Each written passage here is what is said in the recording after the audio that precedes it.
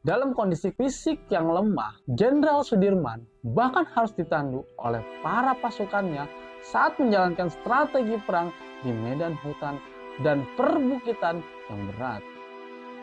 Seorang prajurit memiliki kewajiban untuk selalu mempertahankan kedaulatan negara dengan sepenuh hati, tanpa kenal lelah, sekalipun harus berkorban nyawa demi bangsa. Kisahnya bukan hanya cerita tentang peperangan fisik, melainkan juga tentang keberanian mental dan spiritual yang harus dimiliki setiap individu sebagai patriot sejati. Perjuangannya membuktikan bahwa kemerdekaan dan kedaulatan Republik ini seharusnya dijaga secara kolektif, bukan hanya oleh tentara saja. Ia adalah simbol jiwa bangsa yang tak pernah padam. Menjadi pahlawan bukan soal pencapaian besar yang terlihat secara fisik, melainkan juga sikap berani berkorban dan menjaga nilai-nilai kejujuran dan keadilan.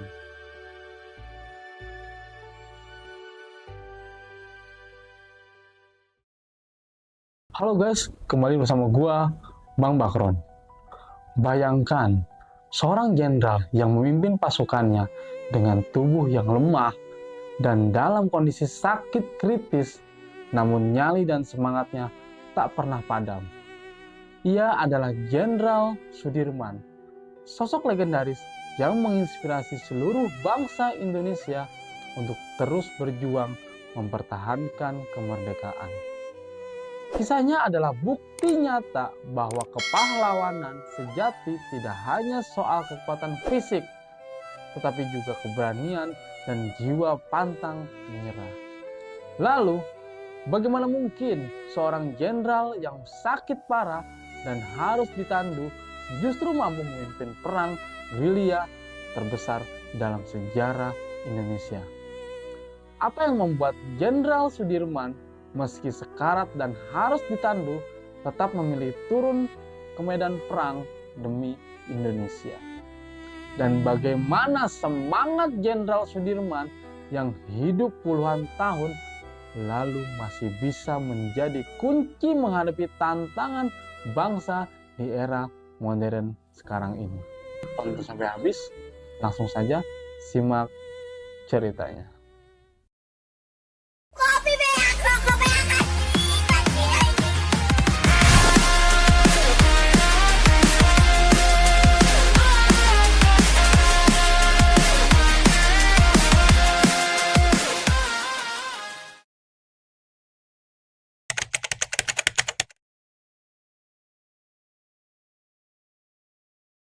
Jenderal Sudirman adalah Panglima Besar Tentara Nasional Indonesia pertama yang dikenal karena semangat juang serta dedikasinya yang luar biasa kepada bangsa.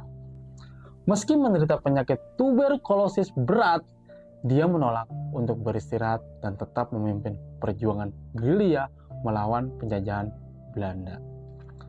Dalam kondisi fisik yang lemah, Jenderal Sudirman bahkan harus ditandu oleh para pasukannya saat menjalankan strategi perang di medan hutan dan perbukitan yang berat.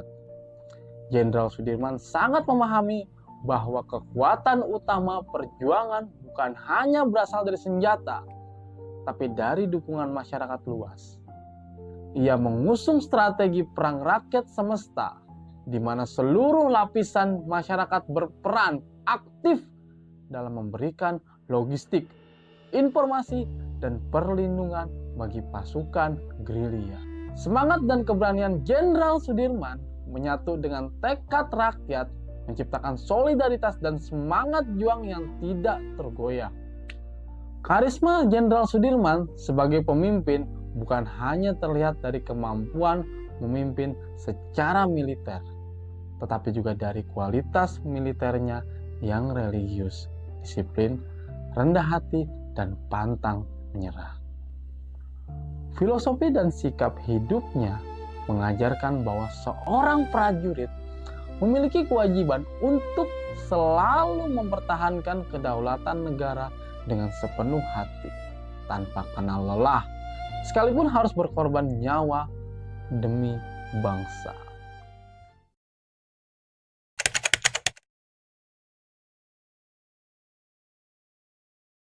Kepahlawanan Jenderal Sudirman menjadi inspirasi abadi bagi generasi penerus bangsa Indonesia. Kisahnya bukan hanya cerita tentang peperangan fisik, melainkan juga tentang keberanian mental dan spiritual yang harus dimiliki setiap individu sebagai patriot sejati. Jenderal Sudirman menunjukkan bagaimana kecerdasan strategis dipadukan dengan keimanan dan keyakinan mendalam dalam melawan penjajahan. Walaupun tubuhnya melemah oleh penyakit, semangat juangnya tetap membara dan menghadirkan teladan bagi semua kalangan. Bahkan Presiden Insinyur Soekarno sendiri pernah menolak ikut berperang gerilya, namun mendukung penuh tekad Jenderal Sudirman untuk memimpin perlawanan dari hutan-hutan. Ini menggambarkan kekuatan dan kesungguhan hati seorang pemimpin yang mengutamakan bangsa di atas kepentingan diri sendiri. Teladan kepahlawanan Jenderal Sudirman juga menekankan pentingnya partisipasi rakyat. Perjuangannya membuktikan bahwa kemerdekaan dan kedaulatan Republik ini seharusnya dijaga secara kolektif, bukan hanya oleh tentara saja. Oleh karena itu, pengorbanan, kebersamaan, dan semangat nasionalisme yang dimiliki oleh Jenderal Sudirman tanamkan tetap relevan dan harus diwariskan ke generasi muda sebagai fondasi kuat masa depan bangsa.